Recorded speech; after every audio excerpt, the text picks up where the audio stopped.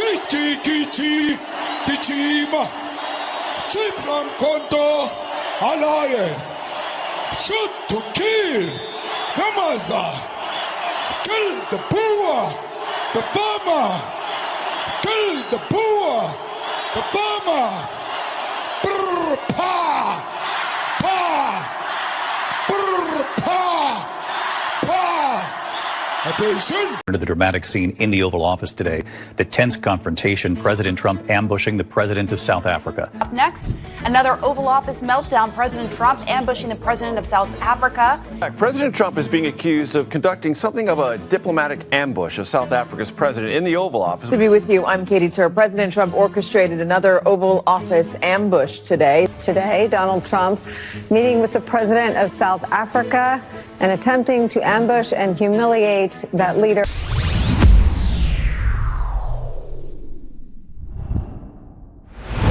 All right, it's time to weave out the lies so we can get to the facts. A couple of days ago now, this story has gone viral already. President Trump set an elaborate trap for the far left, radically progressive media, and I'll tell you what, they took the bait hook, line, and sinker. But in order to properly break down this entire situation, we've got some background information that we need to work through. So, for years now, white farmers in South Africa, otherwise known as the Boers, have been systematically discriminated against. They've been harassed, they've had their land seized, and they're even being physically assaulted and killed just because of the color of their skin. In fact, in South Africa, right at this very moment, there are 142 race-based laws which target and discriminate against white people living in the country. As an example, there are numerous laws that require white South Africans that own, quote, too much land to forfeit their land over to black South Africans. And there are also laws that require South African businesses to maintain a workforce of, at a minimum, 92% non-white employees because South Africa has a 92% non-white population. Isn't that kind of weird? When white people are the minority, they don't get special programs like affirmative action or DEI agenda to make sure that they're included. They just get further discriminated against.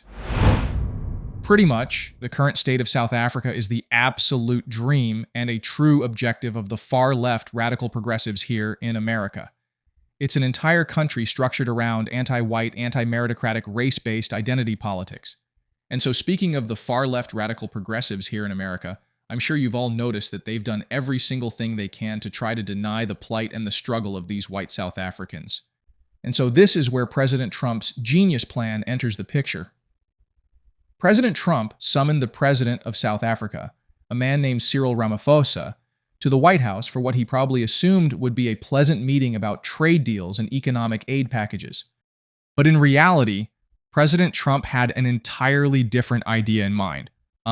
What President Trump wanted to do was use this meeting with the president of South Africa to put the widely ignored South African anti-white genocide front and center on the world stage. And so that is exactly what President Trump did. And now I want you all to take a look at how the start of this meeting unfolded.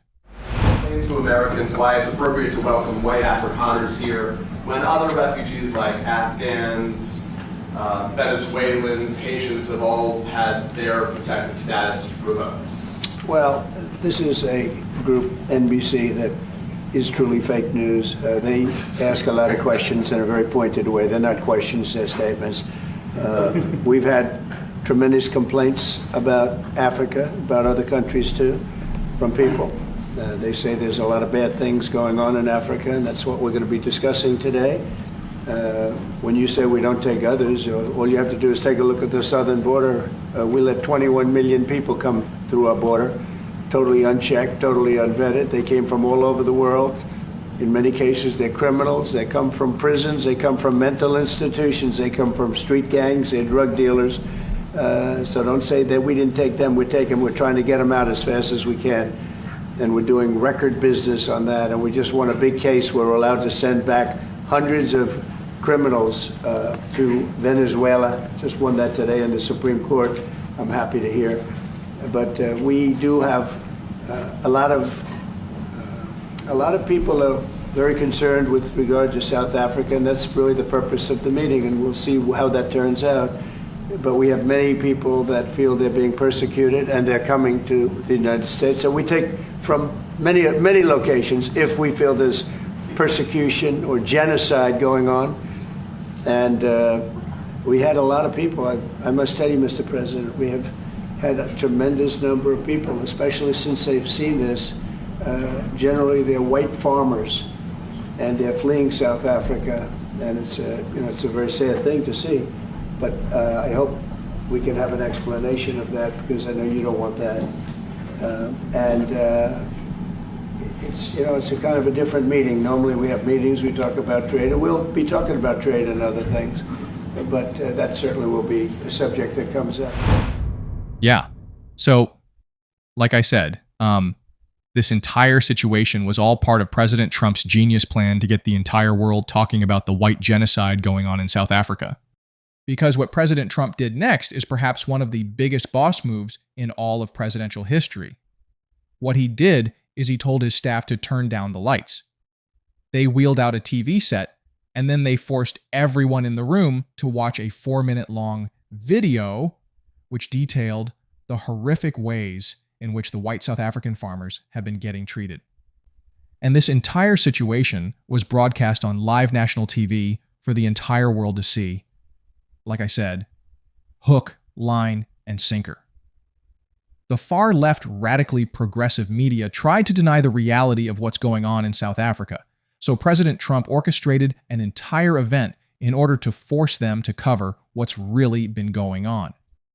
This is a perfect example of why the vast majority of Americans voted for President Trump, in my opinion. CNN's Scott Jennings actually had a great take on all of this as well. So check this out. Genocide or not, the facts are white farmers in South Africa have been murdered. A lot of people have tried to cover this up. A lot of people in, I think, media in the United States have tried to cover it up. Obviously, the South African government doesn't want to talk about it, so it was kind of a boss move for Donald Trump to roll that television in there today. And I think even the agriculture minister in the Oval Office confirmed that these people are, in fact, being murdered. So my question is, if it's not a genocide today, how many do we want to let get murdered so that people around here can be satisfied? Okay, now it's a genocide. Let's let a few more. I don't understand. We're talking about 50-something people they were trying to let in, and everybody's losing their mind after we let in 20 million illegal immigrants over the last several years. The president is trying to prevent genocide from happening any further to these people. They are clearly being discriminated against. Some have been murdered. This was an interesting spectacle in the Oval Office today, but it had to happen because I don't think anybody was telling the truth about it. Everything he just said is 100% accurate. If not for President Trump, the entire world would continue to turn a blind eye to this anti-white genocide going on in South Africa. And the fact is, if someone like Kamala Harris were in the White House right now, God forbid, the entire situation would be even worse than it already is. So personally, I think we all have to give some credit to President Trump here. Not only did he have the bravery to speak up on behalf of these South African farmers, but he's also allowed them to come here in the U.S. as refugees. And as if all of that weren't enough, he also orchestrated a massive event in the Oval Office to bring global awareness to the genocidal conditions that they've been forced to deal with. I mean, also people keep asking the question, hey, Trump voter, did you get what you voted for?